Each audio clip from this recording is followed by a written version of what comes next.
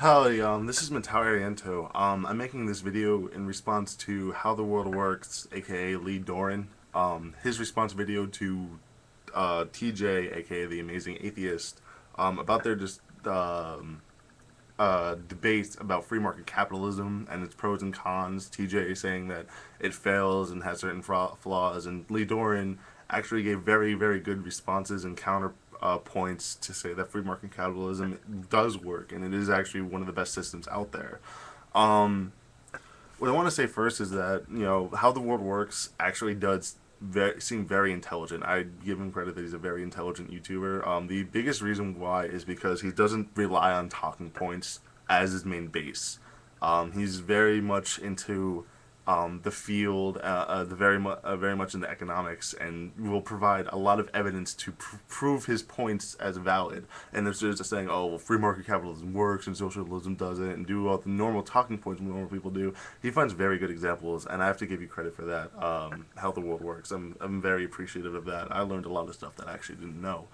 Um, but I do want to bring up 2 points, and ask for your opinions on them, just because I don't feel that they were covered very well, or they were stuff that you left out that I sort of thought, maybe this should also. I would like your opinion on these topics. In the video, you brought up 2 points I wanted to cover. The first one being talking about the FDA. For those of you who haven't watched this video, Lee Doran countered the idea of the FDA and regulation versus competition by stating how the FDA had recently released beta blockers onto the market, and that for 10 years it had been in testing, and it finally proven that there were no real risks and that it was very good for the market, and they released it. And he countered that, well, for 10 years that means that a product that was normally good, normally would be on the market, would save lives, was being tested. It's a very good point, but I have to ask if there's some sort of compromise, because the problem with it is that you do concede the fact that businesses do sometimes release bad drugs, either intentionally or unintentionally. They release stuff that isn't tested properly, or for a long enough time, or for certain variables, or they don't really test it and they just release it. I don't want to think that that's possible, but I mean, it'd be. I guess I don't want to be ignorant enough to say that it's not possible.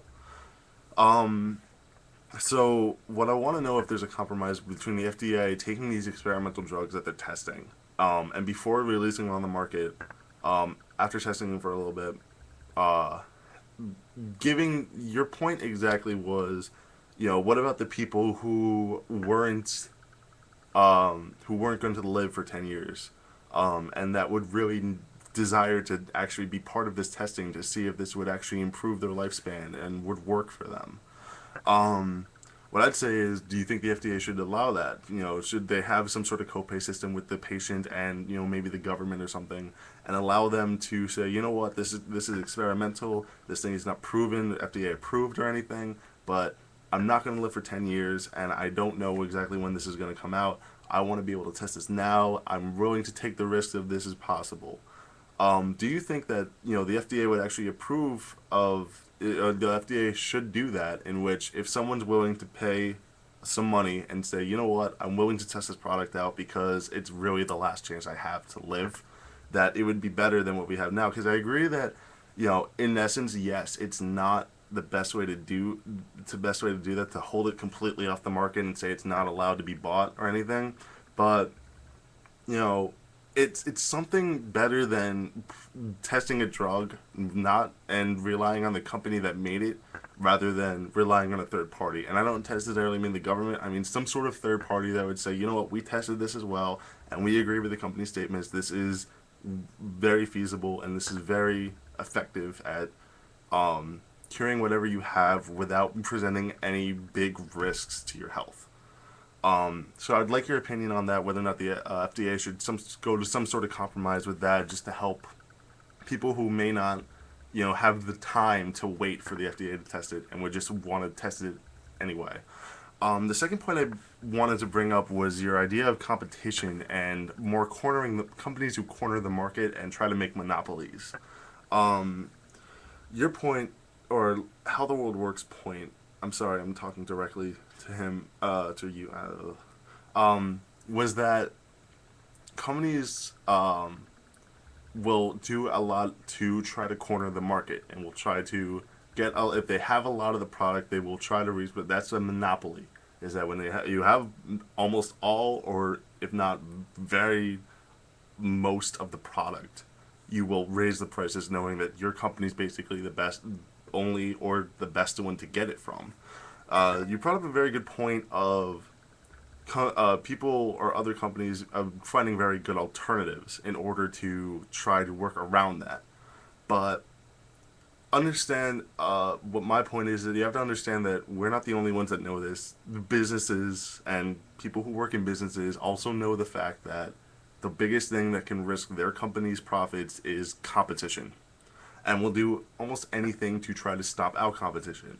This could be seen in the Tiger, the car that made all these safety innovations that the big three car companies weren't making at the time, but with a lot of funding, a lot of basic scamming by the big three, they were able to stomp out this car, which really would have brought out a lot more innovation in safety than it already had. Another thing is something I read today about this company called Monsanto, if I remember correctly, is attempting to corner the market on food by buying out a lot of the farms, a lot of seed companies, a lot of things that basically grow food products, and trying to corner the market by creating a horizontal monopoly by buying out all the little places to get food from, so that if you wanted to buy a burger or a vegetable or something, you'd basically be paying into them by paying the farmer, who would then be paying to them because they'd be bought out. Shouldn't you suspect that something like the Sherman Antitrust Act and certain other regulations by the government, which tries to steer or block companies from trying to create these monopolies, would work as well as competition? Because the point I want to bring up is that a lot of companies are not first-time ventures for people. It's not like a person all the time. All these companies are, a person tries out a company and it just soars and is a profitable business. Of course not. A lot of company owners have tried multiple times. You pointed out in your video that people test out markets to try to, if they're like a farmer, you brought up the baseball glove yogurt scenario, where they'll test out whether or not it's more profitable to sell their cows to make leather to make baseball gloves, or to use their cows for their dairy products to make yogurt, or other dairy products. And so obviously there are people out there that are, testing out markets, who are trying to find something, and then once they find something acceptable, if there's a bigger company in that field, more than likely this company may come around and say, here, we'll offer you $3 million if you just sell your business to us.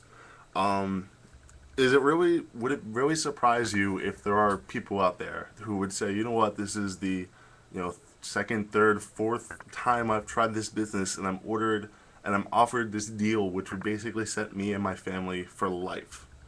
Would it really be bad if, someone came, would it really not be possible that someone said, yes, I'll take this offer, I will set my family for life, and you can have this, which will inevitably start to corner the market a bit more?